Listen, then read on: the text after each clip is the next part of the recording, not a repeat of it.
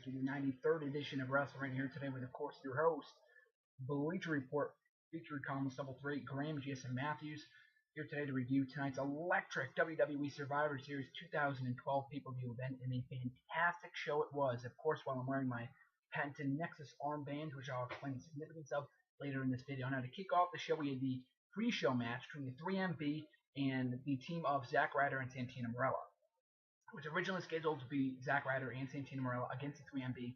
Then it was later changed to Justin Gabriel and Tyson Kidd. And then it was again later changed back to Zack Ryder and Santino Marella without my knowledge. So the match itself was pretty fine. The crowd didn't really care all that much. I don't blame them. I don't give two craps about the 3MB as well as Ryder or Santino. As much as I love Ryder, he took the pin here from Mahal. So with that aside, this match didn't really matter all that much. Just another feather in the cap for 3MB. So now going on our first match of the night, we had a bonus 5-on-5 Survivor Series elimination tag team match with Sin Cara, Rey Mysterio, Tyson Kidd, and Justin Gabriel being the sole survivors of their team, also including Brodus Clay, who was eliminated early on, defeating the tandem of the Primetime Players, Primo and Epico, and Tensai. This is a very fun match and a very good way to kick off the show. I was very happy to see the tag team division highlighted in this match. My only complaint was that the entire heel team got eliminated within the entire team got consecutively eliminated. Every single member. Brodus Clay was the first one eliminated from the entire matchup. Then they just took out the entire heel team. They just wiped the entire team out within minutes. So, with that aside, I liked the action. It was very fun. A lot of the guys had great chemistry together, especially Ray and Sin Cara, as well as Justin Gabriel and Tyson Kidd. Tyson Kidd eliminated Tensai, I believe, as well as I believe it was Titus O'Neil. So he looked really strong in this match, as well as Justin Gabriel, as well as Sin Cara, as well as Rey Mysterio. It was a very cool and unique finish with everyone being able to hit their finishers, and Justin Gabriel and Tyson Kidd looked strong by coming out with the victory here alongside Rey Mysterio and Sin Cara. So they look good here. Rey Mysterio and Sin Cara look good here. It was a great way to kick off the show. So our next match, we had the Divas Championship match between Eve and Caitlyn. It was a decent match. Won't really rave about it. Won't really crap out of neither. Eve was pretty much practically just running away from Caitlyn the entire time, so it was a pretty basic matchup. They didn't do all that much wrestling, and I don't blame them. I'm glad they found a way around that, because Caitlyn isn't the best wrestler. As I've said time and time again, since her debut in NXT 2 years ago, she's improved immensely in the ring. But even still, she can't carry a match. So with that being said, they did a nice job of going around that by having Caitlyn chase Eve around the ring numerous times throughout the course of this matchup, with Eve ultimately picking up the victory. So that was great to see. She's a great wrestler. She's been a great Divas champion since capturing the title 2 months ago, Night of Champions. So I'm glad that they're continuing her reign as Divas champion going forward. And our next match after that, I believe, was the United States Championship matchup between Antonio Cesaro and R-Truth. Another good matchup, nothing memorable whatsoever. I wasn't really paying all that much attention to it, but from what I did see, what I was seeing, it was a great match. I mean, these guys have good chemistry in the ring. The crowd didn't really care all that much about it, but Cesaro got good heat with his promo before the matchup. I'm glad they're pushing him aggressively. He deserves a push. He's a great in-ring wrestler. He's getting there on the mic. He just needs a good character. The U.S. title fits him perfectly with the whole foreign gimmick that they've going on. Now it's pretty basic, the heel foreigner thing. But as I've said before, my dream opponent for Cesaro would be Christian over the United States Championship. If your memory serves you correctly, you would remember that Christian was the first one to give Cesaro his first singles loss in WWE back in August, and then a few days later, Christian was out with an injury. So that'd be a match I would love to see over the United States Championship at some point, preferably at TLC in a ladder match. But that's just my dream booking. I don't think we're going to see it as soon as that. But even still, that's what I hope to see next for Cesaro. Him versus Miz or him versus Swagger. There's a lot of potential, a lot of possibilities for Cesaro's opponents going forward over the United States Championship. Now, with 4 matches out of the way, we had then a segment involving AJ Lee and Vicky Guerrero, just talking about more evidence.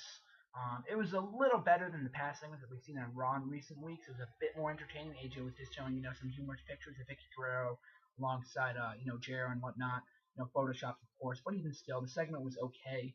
And then it ended with the returning Tamina attacking AJ Lee, so surprisingly turning heel. I didn't even know she was gone, to be quite honest. But even still, I believe she was out with an injury for quite a while. But even still, she's a decent wrestler inside the ring, so putting her against AJ, I guess, would make sense. At least there's another story going on in the Divas division that does not involve the Divas Championship, so that's great to see. I'm not exactly sure if that was the plan from the get-go to have this feud occur. I don't think that's big enough of a feud to have, this whole feud between Vicky Guerrero and AJ for, but even still, it was a fine segment. It accomplished what it needed to, and it was over quickly. So up next, after that, we had, I believe we had the World Championship matchup. Yes, we did. We had Big Show versus Sheamus for World Heavyweight Championship. Another entertaining matchup. Not as good as their matchup from Hell in a Cell, but still a great matchup nonetheless. A lot of cool spots here. Both guys, the suspense was in full force by the end of the matchup. And we ultimately saw Sheamus was going for the bro kick. Big Show moved Scott Armstrong in the way right at the right time, only for Sheamus to hit the bro kick on Scott Armstrong and have Big Show knock out Sheamus, get the win, and retain the World Heavyweight Championship. Now, it was announced after the matchup that Big Show lost via DQ, so kind of shades of last year's event when Mark Henry lost via DQ when in the World Heavyweight Championship match against Big Show. So that's kind of poetic justice right there. But even still, after the matchup, Sheamus attacked Big Show with the chairs, so they're foreshadowing the chairs match between the two at TLC next month. Now, if they're going the same route as the Mark Henry Big Show feud last year, then Sheamus is going to win the title at TLC, and then Ziggler's going to cash in. But we're only going to have to wait and see. Only time will tell as far as that goes. But even still, this was a really good match. As I just said, not as good as their match from Hell in a Cell last month. But still, it was very, very well done. These guys have good chemistry in the ring, and I'm glad to see this feud continuing going forward because it's been great over the last few weeks.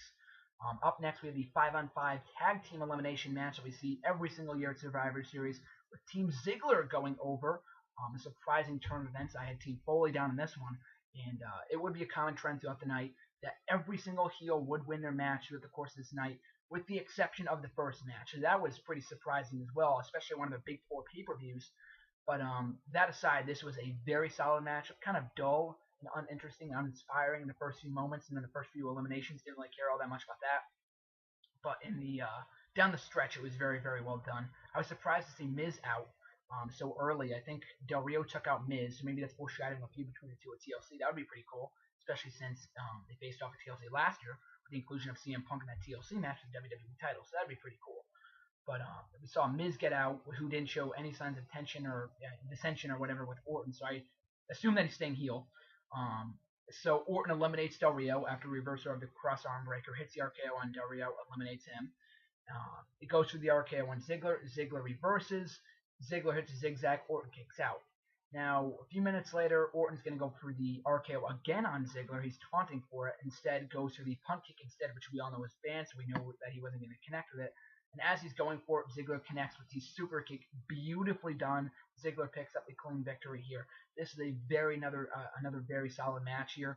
Very, very surprised and very pleasantly surprised to see Dolph Ziggler go over clean here. That was nicely done. Glad to see that he's being booked strong going to eventual World Heavyweight Championship run. So that's going to be great to see. But instead, this is a great, great booking here with Ziggler going over here.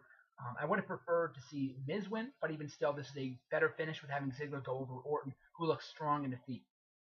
So up next, we have the WWE Championship matchup, the main event. CM Punk versus Ryback versus John Cena. Yet another very entertaining matchup. All three guys taking turns inside the ring, reversing each other's finishers. At one point, Cena locked in the SCF, and Punk reversed the AA into a GTS, and he kicked out.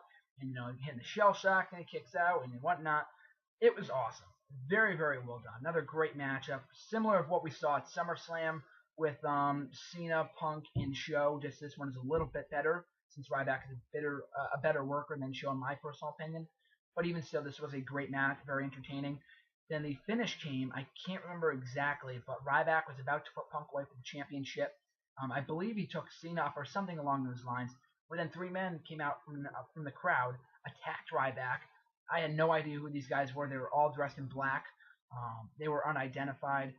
I could have sworn they were members of the security team. However, when they were attacking Ryback and took him over to the commentating table and put him through the table with a powerbomb, Michael Cole specifically specified them as Dean Ambrose, Seth Rollins, and Roman Reigns, who, for those of you unfamiliar with those three names, are from NXT. And Michael Cole specifically said they were from NXT, which was absolutely amazing.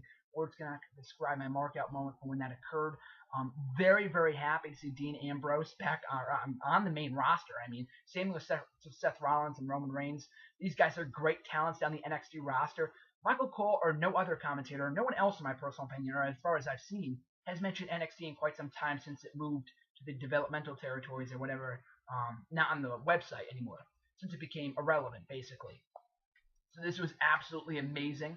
And then, of course, as you would expect, Punk picks up the scraps, pins Cena, and retains the WWE Championship, which means tomorrow night on Raw he will be celebrating his 1-year reign as WWE Champion. So a great, great finish. Of course, he needed the screw job finish for those of you complaining. I don't assume there's anyone complaining, probably only the casual fans, but all hardcore fans were probably marking out over the fact that Dean Ambrose finally made his WWE debut alongside Seth Rollins.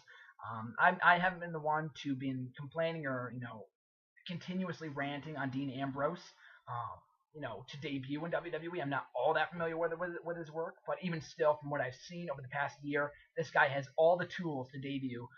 Everyone's been saying in every storyline over the past 2 months, this is where Dean Ambrose should have debuted. This is where he should have attacked. This is where he should have faced Punk for the title. It finally happened, ladies and gentlemen, in the main event of a big pay-per-view. It just happened. He helped CM Punk win the WWE Championship. And the funny thing about this is that earlier in the day, I was specifically talking about over Twitter about a potential Nexus reunion. Of course, the group that dissolved last year when they disbanded. So could we see a Nexus reforming of some kind? Quite possibly, since CM Punk was the former leader of the new Nexus. And again, they're all NXT guys, so it fits perfectly. So, only time will tell as far as that goes. Some people have been specifying that it could be a new NWO. Again, I love the idea of a heel stable. Hopefully they're aligning themselves with Punk, and they're not just there for the meantime or just, their own separate entity. I hope they're with Punk, because Punk would be a great leader. I know he failed as the Straight Edge Society leader and the new Nexus leader. But that wasn't his fault. It was more so the booking of the stables that really led to its downfall. So I really hope the third time's a charm for Punk as leader is with this new Nexus-like stable, hence why I'm wearing my Nexus armband here today. #WeAreOne.